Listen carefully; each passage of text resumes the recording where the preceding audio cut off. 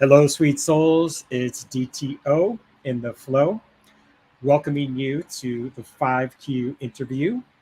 And today I am honored to get to interview an amazing soul, Helane Marie Anderson, who is a transformational voice coach, singer, pianist, sound healer, musician, composer, energy healer, author, multi instrumentalist, and teacher.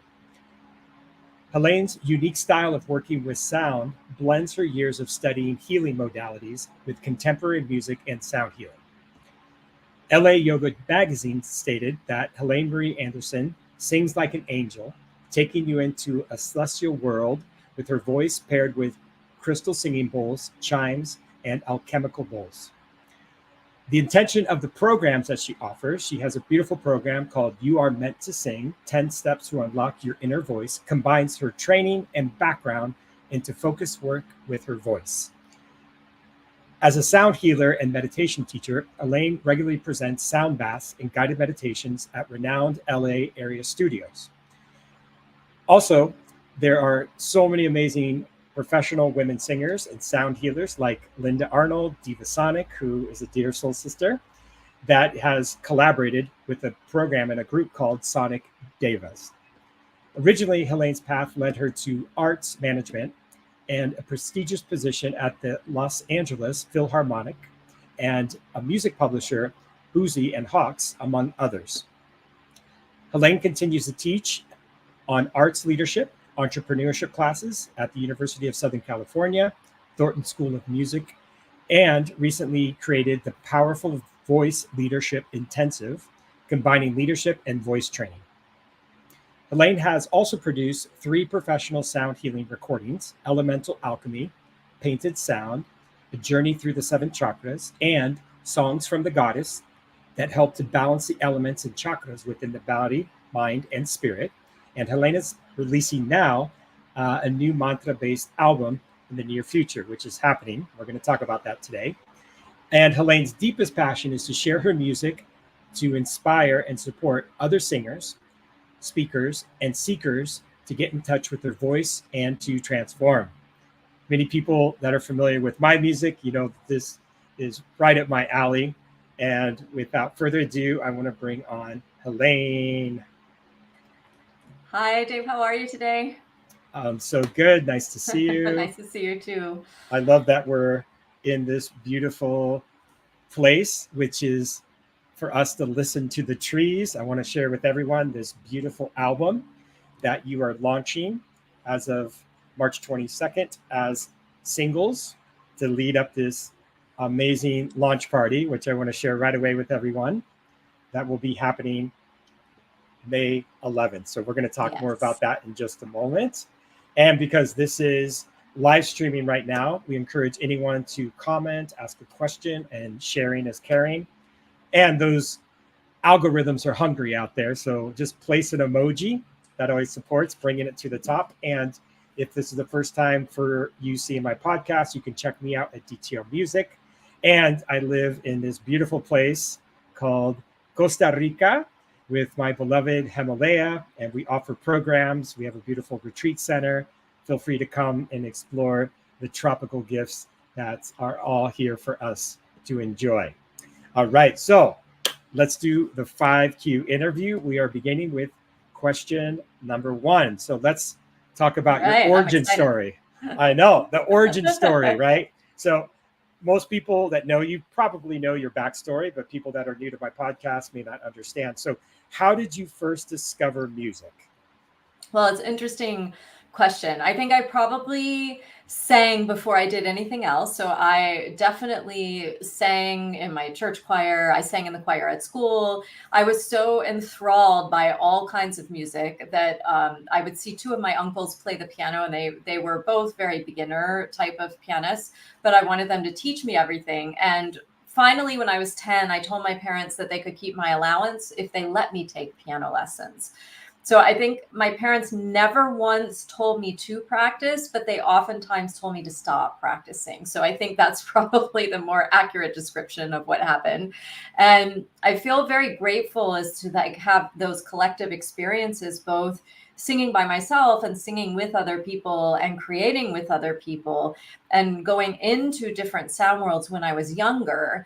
And I just loved music. That's what I wanted to do all the time. And that was the thing that really inspired me. And I also felt very inspired by various pop artists and other artists. I was enthralled by Olivia Newton-John. She was one of my favorites. I used to listen to her albums all of the time when I was younger. And also Julie Andrews, of course, and watching Mary Poppins. And I just couldn't get enough of music, and I would watch the shows over and over and over again. Even The Wizard of Oz, I would watch The Wizard of Oz over and over again. So I was just reflecting recently how funny it is that I live in Culver City and I can walk to the studio where The Wizard of Oz was filmed, and I always love that little tidbit about where my life ended up as well. So I definitely, music was always my top priority of anything that I ever wanted to do or listen to. I always had music on, or I was playing music or singing whenever I had a chance. Oh my gosh, we have such parallel lives, because my mom's favorite movie of all time is The Wizard of Oz. And it's because, my mom was born in 1944, and her older sister at the time had taken her to go see The Wizard of Oz in the movie theater. Okay, yeah. And it was probably my mom's first transformational, awe-inspiring moment of like, wow, just being in Oz, right? From black and white to color. It's probably my mom's first like non-psychedelic but psychedelic experience. I love that so much. Every time, my favorite coffee place in my neighborhood is literally across the street from what was MGM and then Sony and Columbia. And so you can see the rainbow that was from Wizard of Oz, like from the street when I get coffee. So it's like this constant connection to the Wizard of Oz, which I appreciate. Oh, I think my mom's going to fly out. Check that out. Awesome. That is lovely. So great. And I love that you grew up in a musical family with like being able to practice and rehearse. And sometimes we do things. Clarify. Yeah. My family was not musical at all. I was completely 100% self-driven. My immediate family wasn't. My two uncles, one played like literally Peter Pumpkin Eater on the piano and did the whole little like, like the pentatonic scale. Like, since I have the piano here, I figure I'd demonstrate. And then my other uncle played the beer barrel polka, which is a very Wisconsin thing to do. So when I said they were musical, I was like, no, they like were playing the very basics. I wouldn't say they were musicians. I would say they played for fun. My parents hated piano lessons, and they weren't going to force us to take piano lessons. So that's why I had to be self-driven. So yeah, I was kind of an anomaly in my family, rather. So does that clarify what I was saying? Like, gotcha. I didn't clarify that. Okay, well, it's in your soul, and it was meant to be here and meant to be unleashed. I love that. All right, so now knowing the background of how you began with music, so the question number 2 is, so then what inspired you to actually compose, create your own music? Because it's one thing to listen to those polka songs or chopsticks or Mary Had a Little Lamb or whatever music, but there's always a breakthrough moment as an artist, I feel, where it's either like an aha moment or a gradual moment where you're like, wait, I have songs in my consciousness and my heart that want to come through. So what inspired you to create your own music? Also an interesting question and journey of the way that transpired for me. When I was 13 and I was singing in choir, I actually wrote a song for the choir because there was this competition, and it was like a reflections contest, and you could do something, but composing music was one of the things you could do. You could also compose, like do artwork or something else. So I wrote this, and it was to inspire the Statue of Liberty being redone, and it was called From Liberty's View. And so I wrote this piece, and then I took it to my choir, and we had the whole like boombox recording with the cassette tape, and the choir recorded it for me, and I played the piano on it. So that was like the first piece that I performed. And in fact, for inspiration, I still have it. The actual one I wrote is still hanging on my wall. I actually can see it from where I'm sitting right now. So it's my inspiration of the first thing I wrote. And then I went down the classical music trajectory where, unfortunately, I had teachers that were pretty much prescribing me to like play what was on the page and be very perfectionist oriented and very classical focused. And when I reflect on my life, I mean, it's not about regrets, but more that I think I would have been creating music a lot sooner had I seen something different when I was younger. And so I got very stuck then in this classical music fixated point for a few decades. And then I started shifting and started to improvise and do more of my own music. And it was a gradual process to really connect with my heart again. And it was when I started connecting with doing sound and sound healing and going into that space of improvisation, not just in creating the ambient soundscapes that are really focused on healing and healing of other people and bringing that music into the space. It was also just pure creative expression from the voice, which was what inspired me to create my program. And so that was a really interesting shift of energy when I was really going from having initially been a composer and then going into this very hardcore classical music way of playing the piano and singing, and to shifting into more improvising and more writing my own songs and being able to write my own music. So it was a very interesting shift for me that took a lot of years to redirect and shift into the place that I'm at this point now. Well, we get to have a throwback. Oh, yes. As my little Easter bonnet outfit, probably, since it was just Easter. I guess that's probably what I was dressed up like that. But clearly I wanted to be at the piano even before I knew how to play. It's an electromagnetic love affair. Exactly. All the options, there's 88 frequencies and notes. It's mind-boggling, right? There's infinite possibilities with the piano. Absolutely. I love that so much. Amazing. All right. So then once you created your own style of music, you started to really cultivate that. And, as anything in life, once you put your focus and intention, then the momentum starts to pick up. And then, as I read in your bio when I brought you on, it's about like who you then collaborating with, and collaboration isn't like actual musicians, but the audience is really important. For sure. Like, who are the people that are in that, give and take together, right? If a tree falls in the woods, which is interesting based on your album, does it make a sound? Right? I mean, you're right there. So obviously it makes a sound. And so when you listen and you hear the trees, that the trees are able to respond. So question number 3 leads into those amazing souls that get to receive your music. So what's a typical response that people share with you? I'd love to hear maybe some anecdotes or maybe some typical, testimonials of people. Well, I'll share first, like for the most part, I do explain exactly what you just said, is that every time I enter into the sound healing space, I very much step into the space of a co-creation. Exactly what you just said. So this idea that whenever I sit down, I might have the same instruments in front of me and I might change instruments out here or there, but the way it comes through, how fast, how slow, which songs might want to come through, what type of improvisation comes through my voice, what type of improvisation comes through the various instruments, through the harp, for example. It'll be a little bit different every single time I do it. And it's very much based on that energetic principles that I come from craniosacral therapy, where it's this idea of decompression of the nervous system. So stepping into that space of really deep listening. And deep listening is the first lesson that I've had in my sound healing training since 2018, because when I teach people, this is the fundamental foundation of working with sound, is stepping into that space. Because when you listen deeply, it's not just listening to the music, it's listening to the space, to the time, to the people. And it's very much an energetic listening as well as an auditory listening. You're doing both at the same time.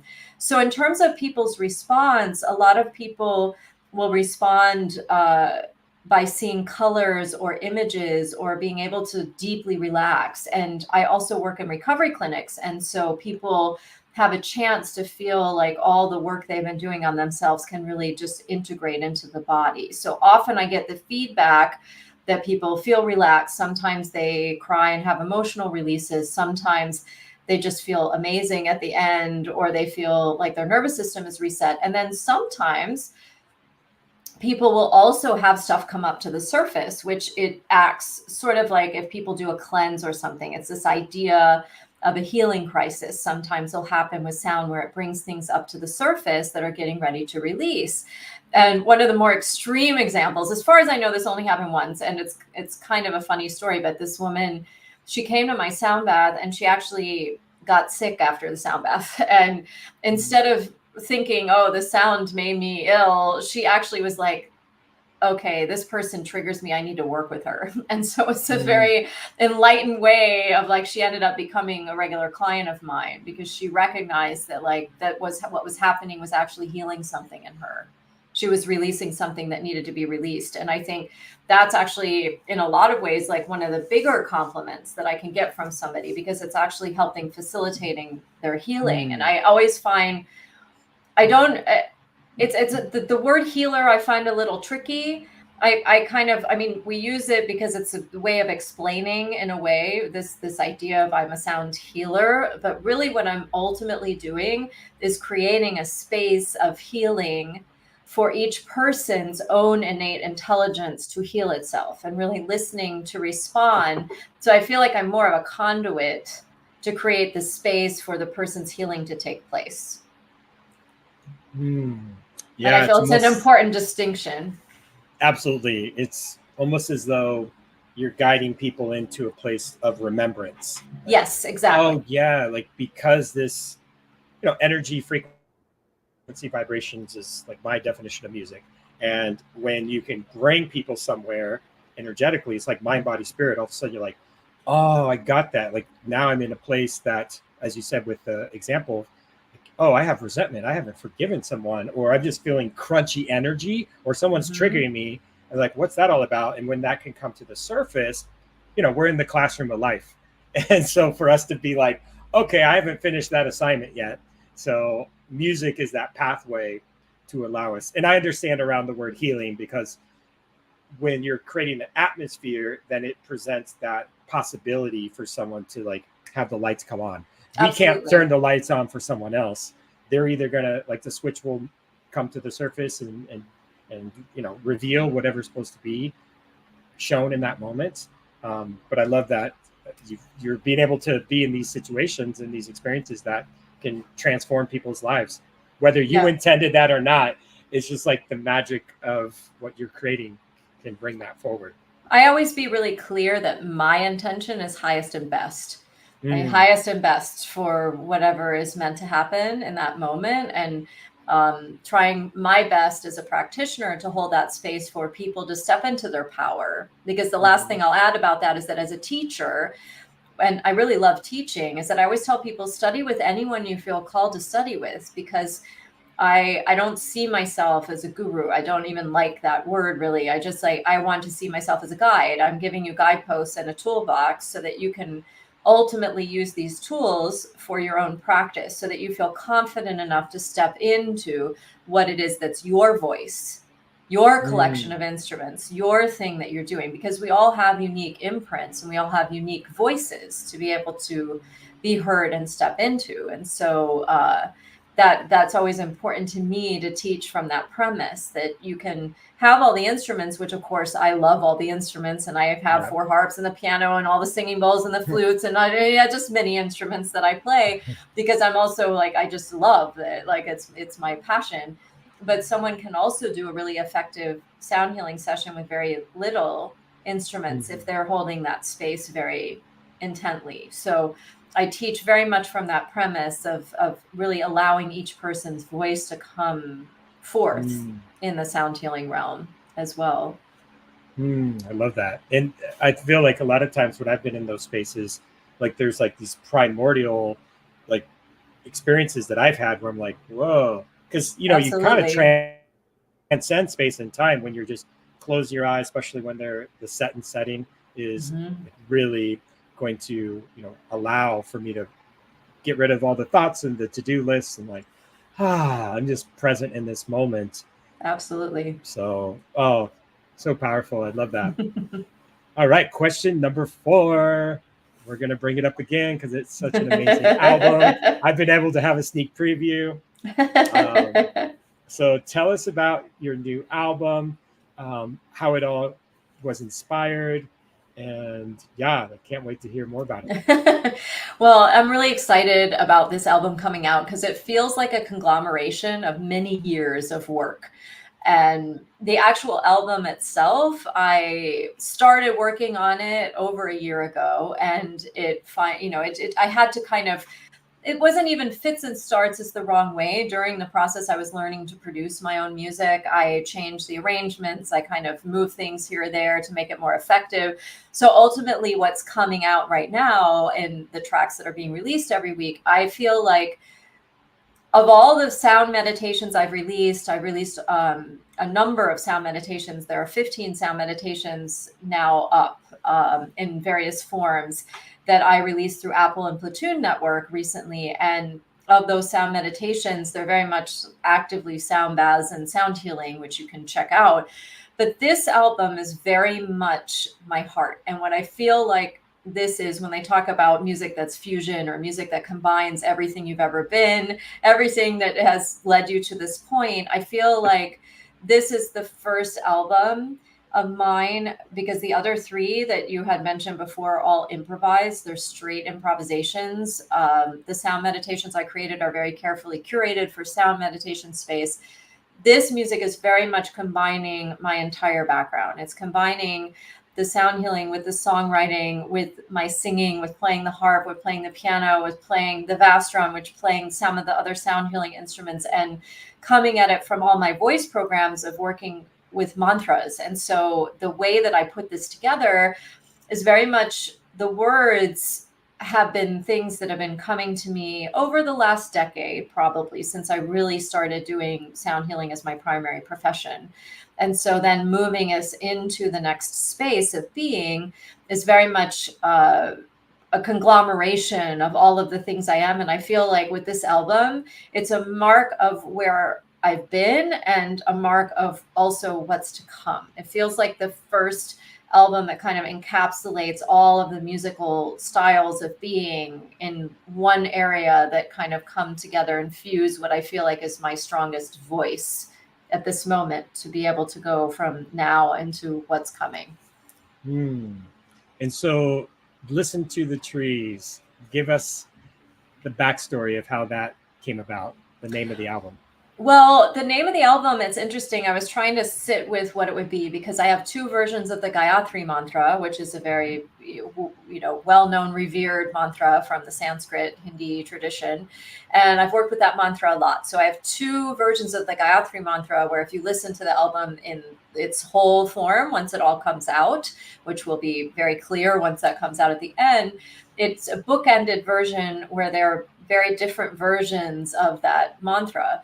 And when I started working with other mantras, I realized it wasn't just about mantras, it's also about prayers, and it's about intention and being mindful of words and music, being mindful of what I'm singing, being mindful because I understand that words are vibration, that thoughts are vibration, that all of this is part of what do I want to sing, that's what I'm calling in. What is it that I can do as my own collective prayer? So the Listen to the Trees track really came to me when I was meditating in the redwood forest back in 2018. And I was there for a workshop, and I just went out by myself for a few hours and hiking around the redwood forest, and there weren't any other people. I didn't see any other people that day when I was there.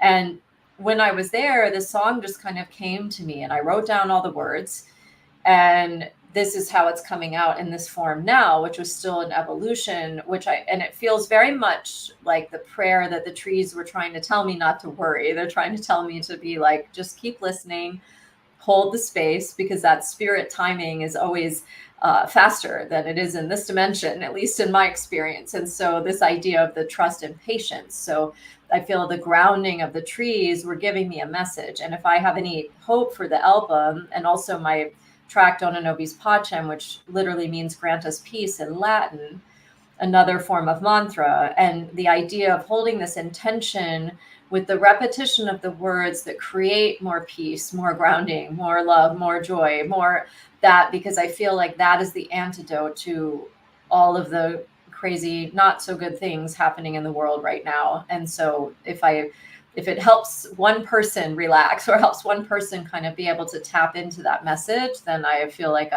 I'm doing my purpose or showing up for my purpose in this world.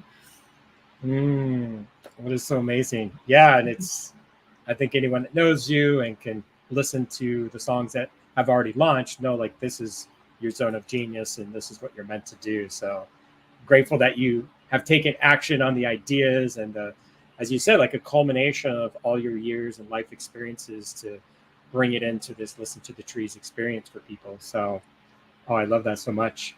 And I want to share with everyone too, like you've been doing a whole launch sequence of doing a single every week. So every Friday, there's going to be a brand new song available, and you've already had two. So the third one will be coming out on April Friday. 5th. Yes. Super exciting. And that you've been sharing the music on Instagram. So I want to make sure that if anyone that's out there that wants to follow, here is the Instagram account. So you can go there and want to make sure that everyone can have a listen.